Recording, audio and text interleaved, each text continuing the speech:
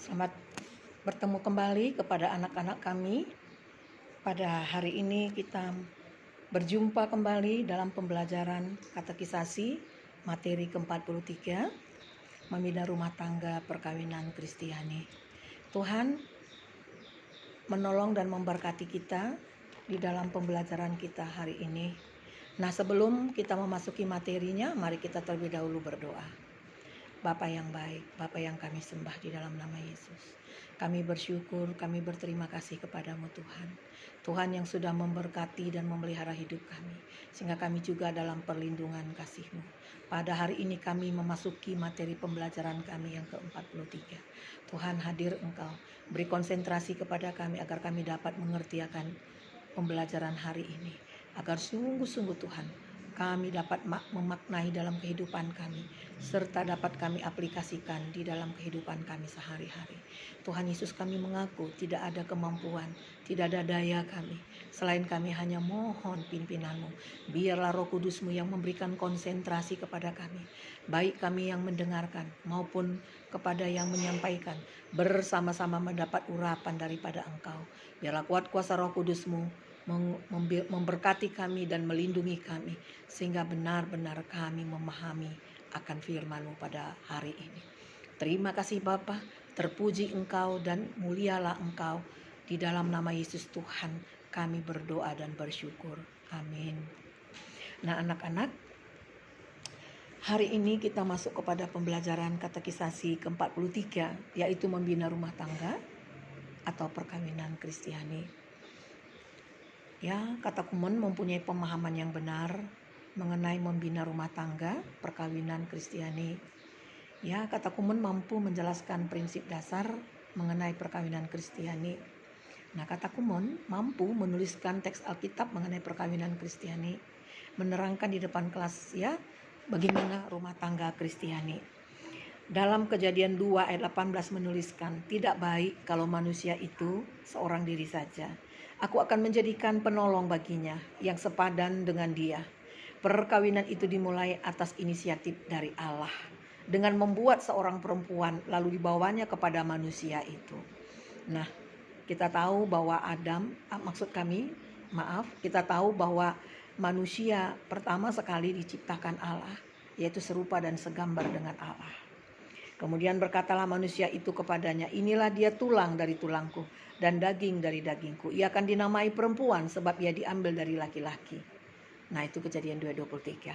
Nah, dari catatan yang ada dalam Alkitab ini, maka penolong perempuan adalah sepadan dengan laki-laki. Berarti ada kesesuaian, kesamaannya dengan laki-laki. Sama seperti manusia adalah segambar dengan Allah, maka perempuan pun adalah kemuliaan laki-laki.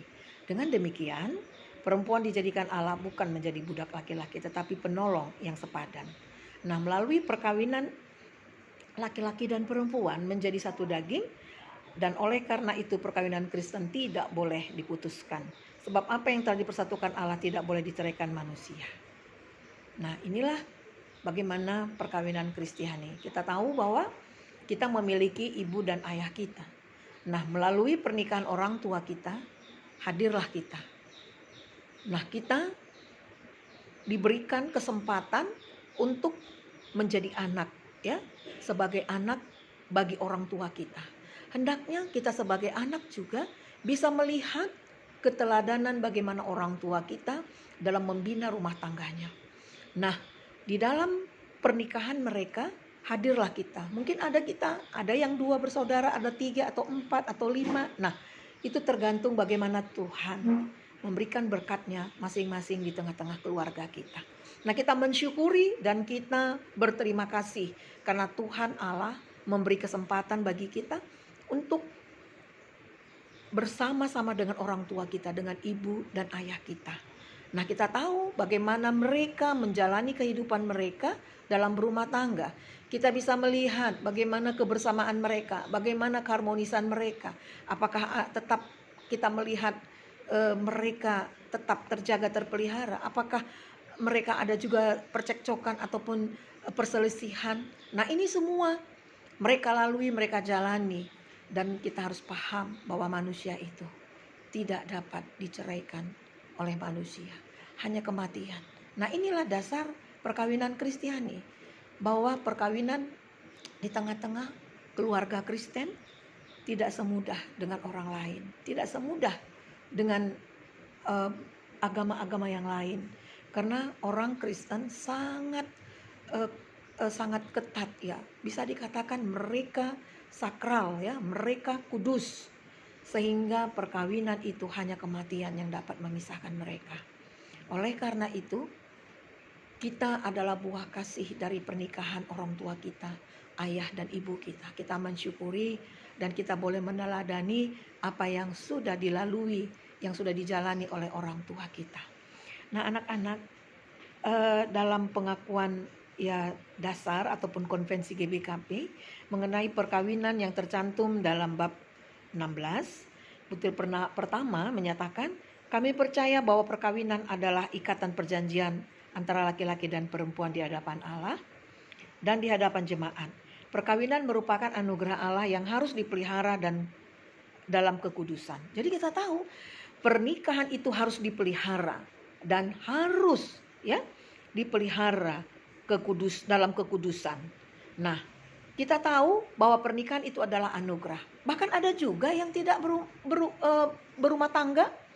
Salah satu contoh di Alkitab Paulus ya, tidak menikah dan tidak berumah tangga. Bahkan ada saudara-saudara kita, apakah keluarga kita ataukah teman kita yang memang tidak berumah tangga, tidak diizinkan. Memang dia tidak masuk dalam perkawinan. Nah, itu semua adalah kesempatan anugerah yang diberikan Allah. Tetapi setiap perkawinan itu harus menjaga kekudusan rumah tangganya. Nah, lebih berat kita yang sudah berumah tangga, karena dalam rumah tangga tidaklah mudah. Kita melihat bagaimana ibu dan bapak kita. Mungkin mereka sering terjadi selisih paham, pertengkaran. Nah, tetapi bukan berarti kalau mereka bertengkar lalu mereka berpisah, tidak seperti itu. Pertengkaran itu karena mereka memang ada perbedaan, ya, perbedaan. Si bapak berbeda dengan si mama. Nah, untuk menyamakan persepsi, nah ini juga punya proses untuk mempersatukan pemandangan, maksud kami pandangan, pemikiran, acuan ke depan. Nah, ini tentu punya proses bagaimana untuk mengambil satu kesimpulan ke depannya. Bahkan dalam mendidik anak. Nah, ini juga punya proses ya. Nah, mau si bapak, dia mau seperti papanya, kekar, harus main tinju, harus main sepak bola. Nah, sementara si ibu tidak seperti itu. Dia mau anaknya yang kalem, yang slow. Nah, ini juga kan perbedaan. Tetapi perbedaan ini bukan menyatakan bahwa mereka harus bertengkar dan sampai berpisah, tidak. Nah, perbedaan itu ada satu kebersamaan dalam diri, mau mengalah, mau menghargai pendapat satu dengan yang lainnya. Karena kita tahu wanita dengan pria itu berbeda. Ya, pernikahan itu adalah mempersatukan perbedaan ini supaya mereka bisa saling menerima, saling mengasihi, dan saling menjalani kehidupan dengan bersama-sama. Nah, ini semua kalau bukan campur tangan Tuhan, tidak akan bisa kita nikmati, tidak akan bisa kita jalani. Kalau tidak Tuhan yang campur tangan dalam pernikahan itu, maka sudah banyak orang akan bubar. Tapi karena pernikahan, dasar pernikahan orang Kristen itu adalah selalu berpengharapan kepada Tuhan, dan Tuhan juga tidak akan nanggung-nanggung untuk menolong dan memberkati keluarga-keluarga, rumah tangga itu, sehingga mereka tetap berpaut kepada Tuhan. Kalaupun mereka bertengkar, langsung berkomunikasi dengan Tuhan. Ya, ada terjadi pertengkaran begini, bla bla bla bla. Nah, sehingga mereka juga akan berdamai lagi. Seperti itu. Nah, inilah anak-anak, bahwa teladan kita adalah orang tua kita, bagaimana pernikahan itu. Jadi jangan ada paradigma ataupun konsep dalam diri kita, pernikahan itu seperti sepatu, beli sepatu atau beli baju. Kalau beli sepatu itu, ini hari saya mau model seperti ini. Udah 3 bulan kemudian modelnya lain lagi. Nah, ada teman kita yang minta, kok pakai yang sepatu ini, sepatumu baru ya?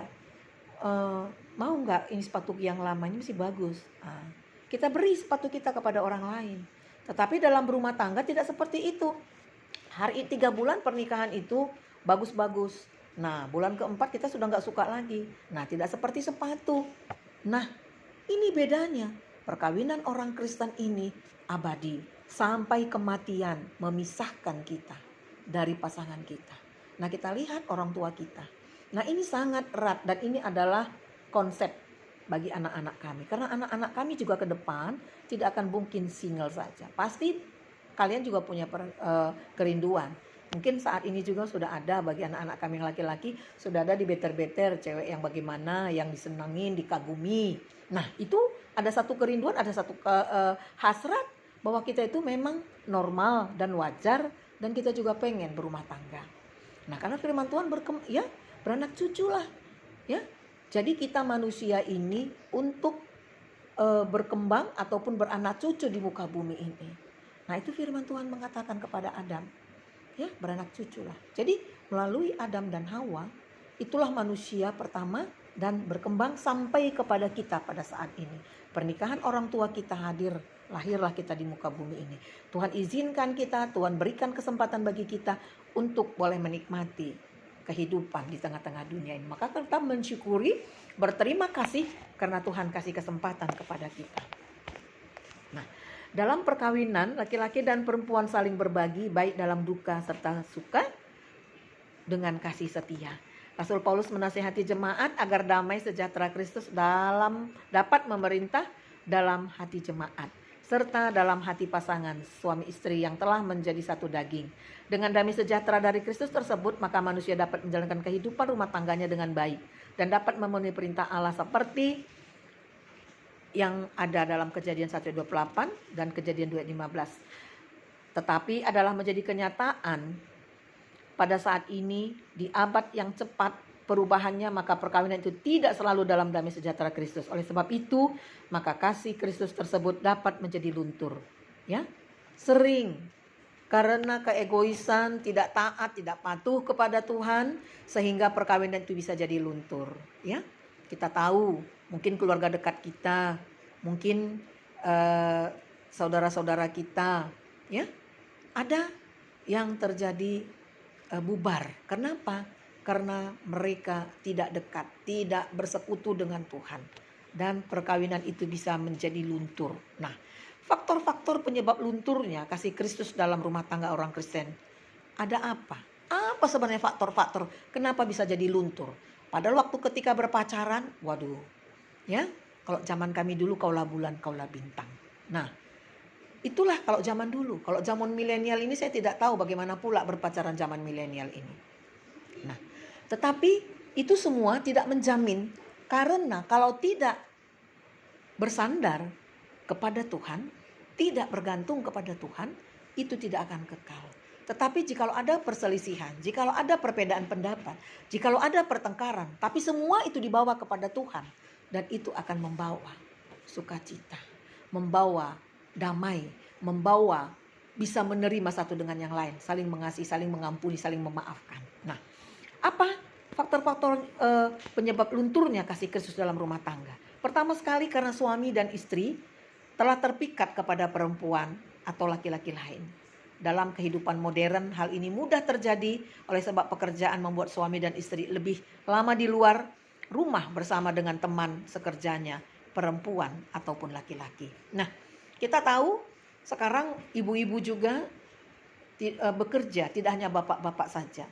Jadi ada yang istrinya bekerja di kantor, suaminya wira swasta. Ada juga suaminya yang pegawai di kantor, istrinya wira swasta. Nah, jadi di dalam hal ini, jikalau tidak mau menjaga kekudusan hidup, tidak ada pengorbanan untuk memelihara dan menjaga rumah tangga itu akan memberi peluang kepada orang lain. Nah, karena kita lebih lama di luar daripada di rumah, sehingga kita melihat kebaikan orang lain. Yang jeleknya gak kita lihat, seperti kita berpacaran dulu. Nah, itu yang menyebabkan pertama sekali terjadi pertengkaran. Karena kita terlalu lama di luar daripada kita di rumah. Lebih banyak kita bergaul dengan orang lain daripada di rumah.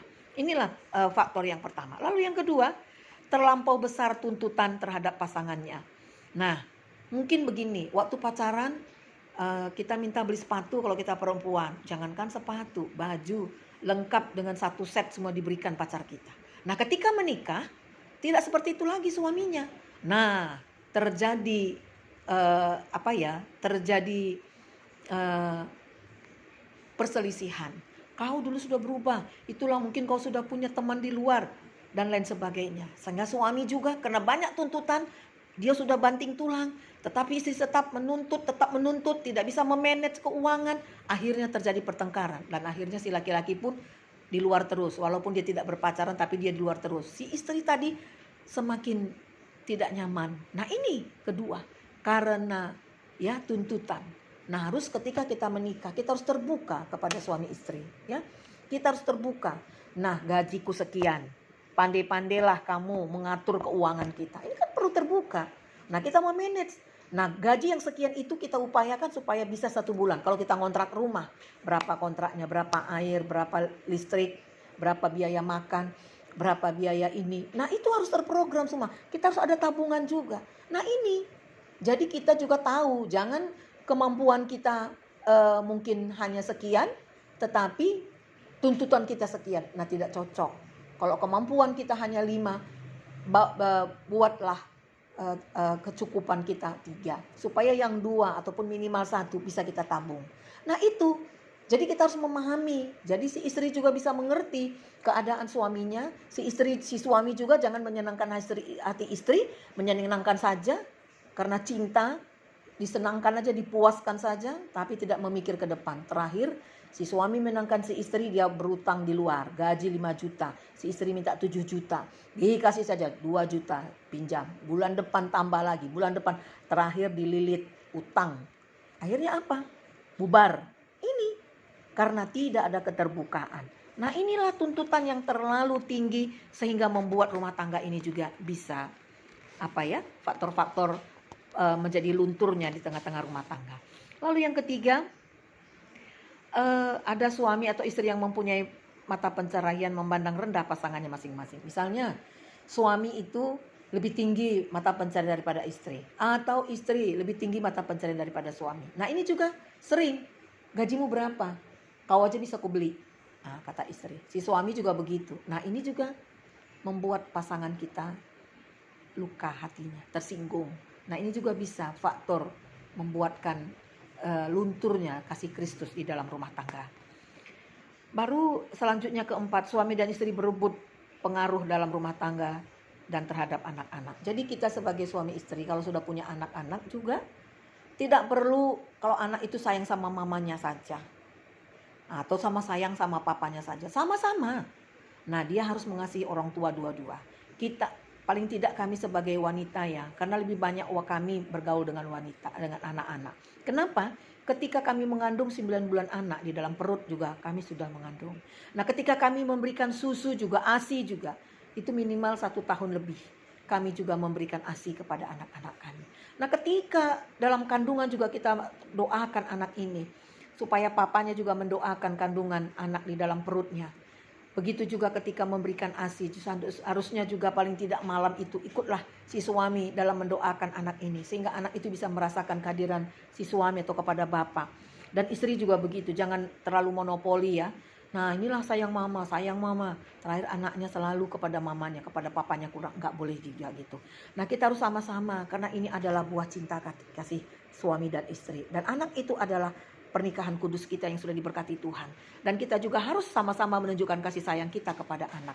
Nah, inilah yang bisa kita berikan kepada anak-anak. Sehingga anak-anak itu menghargai, oh papaku kuat, mamaku sayang. Nah, sehingga mereka bisa kepada mamanya dia dekat, kepada papanya dia dekat. Jadi jangan kita terlalu menonjol.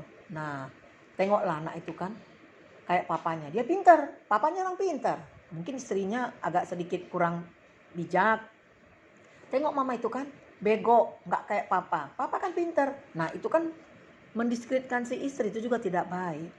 Nah, harus kita sebagai bapak juga harus katakan kepada anak-anak, itu mamamu.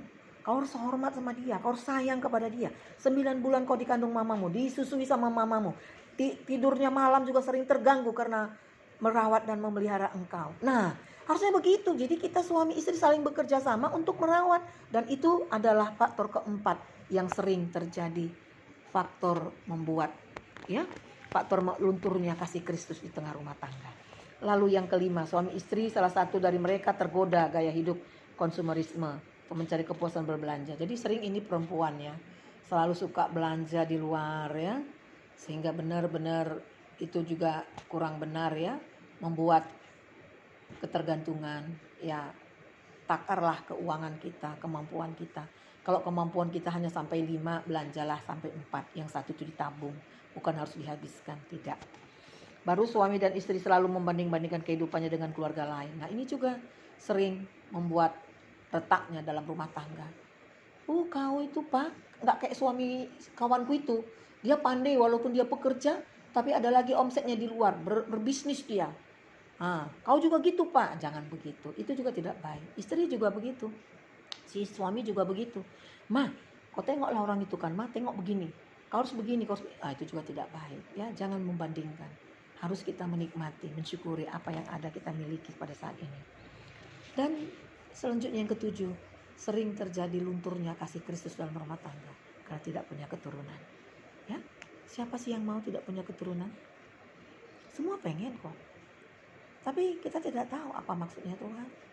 Kita lihat di dalam Alkitab banyak yang tidak punya keturunan ya, dalam kisahnya. Ya. Kita lihat kisahnya seperti Hana ya. Sampai Penina bundiknya itu menjelekkan dia, menyakiti dia, sampai dia pergi ke rumah ibadat. Sampai apa kata Eli, seperti orang yang mabuk kau di siang hari, padahal dia karena hatinya hancur. Sampai air mata sampai ke ingus, sampai ke mulut. Begitulah dihancur hatinya. Tapi Eli berkata, tahun depan kau akan mendapat anak laki-laki. Benar, tahun depan dia bawa anaknya Samuel. Ya, dia persembahkan ke rumah Tuhan. Dia bernazar, dia akan memberikan Samuel ketika dia sudah lepas sapi, dia berikan ke rumah ibadat untuk boleh menjadi pelayan di tengah-tengah rumah ibadat di Yerusalem. Nah inilah, bahkan si Jochebed ya, Maria juga seperti itu. Ketika ibunya Yohanes, dia sudah tua, dia sudah lanjut umur, tapi dia begitu merindukan. Nah, tapi Tuhan berikan kepada Jochebed seorang anak laki-laki yang bernama Yohanes. Nah, begitulah pergumulan orang yang tidak punya keturunan. Tetapi Tuhan selalu menjawab doa-doa orang yang selalu berharap kepada Dia. Lalu selanjutnya anak-anak yang tidak menuruti apa yang diajarkan oleh orang tuanya. Nah, ini juga sering terjadi pertengkaran, membuat ya lunturnya kasih Kristus dalam rumah tangga. Karena anak-anak yang tidak menuruti apa yang diajarkan oleh orang tua. Nah, anak-anak kami semuanya ada 8 faktor ya. Anak-anak ataupun yang membuat luntur kasih Kristus di dalam rumah tangga Kristen. Tetapi dalam hal ini kita tahu supaya materi ini membuat kita belajar, mempersiapkan diri. Mungkin anak-anak kami tabu, tetapi ini perlu karena kalian menunjuk dewasa. Sesudah nanti kalian di CD, ya, naik CD, tentu kalian mungkin kuliah, sesudah itu kan bekerja, tentu kalian akan punya cari. Mungkin semasa kuliah juga sudah melihat wanita-wanita yang mana, bagi yang pria, bagi yang wanita, mungkin kalian bisa melihat pria yang bagaimana, yang cocok menurut kalian. Nah, ini kan bergaul, didoakan terus, bergaul, doakan supaya kita anak-anak kan juga boleh mendapat pasangan yang sepadan dengan Tuhan, yang cocok menurut Tuhan, sehingga benar-benar kalian juga bisa memiliki pasangan yang sepadan. Nah, anak-anak, inilah pembelajaran katekisasi ayat maksud kami pasal 43 ya, bagaimana perkawinan Kristen, orang yang selalu mengandalkan Tuhan di tengah-tengah kehidupannya. Sebagai kesimpulan, suami dan istri harus melakukan perannya dengan baik dalam rumah tangga Kristen. Seorang suami harus tetap menjadi imam dalam rumah tangga yang membawa anggota keluarga tetap takut kepadanya, dan seorang istri harus tetap menjadi penolong dan sepadan bagi suaminya. Suami adalah kepala dan imam, istri adalah penolong. Nah, fungsi dan peran masing-masing tetap dilakukan sehingga rumah tangga Kristen itu terjaga, terpelihara dan Tuhan dimuliakan. Persekutuan setiap harinya tetap dipelihara dan terjaga, sehingga ini juga membuat rumah tangga ini bisa menikmati kasih Tuhan. Terima kasih, sampai di sini pembelajaran kita anak-anak. Tuhan terpuji dan dimuliakan. Amin.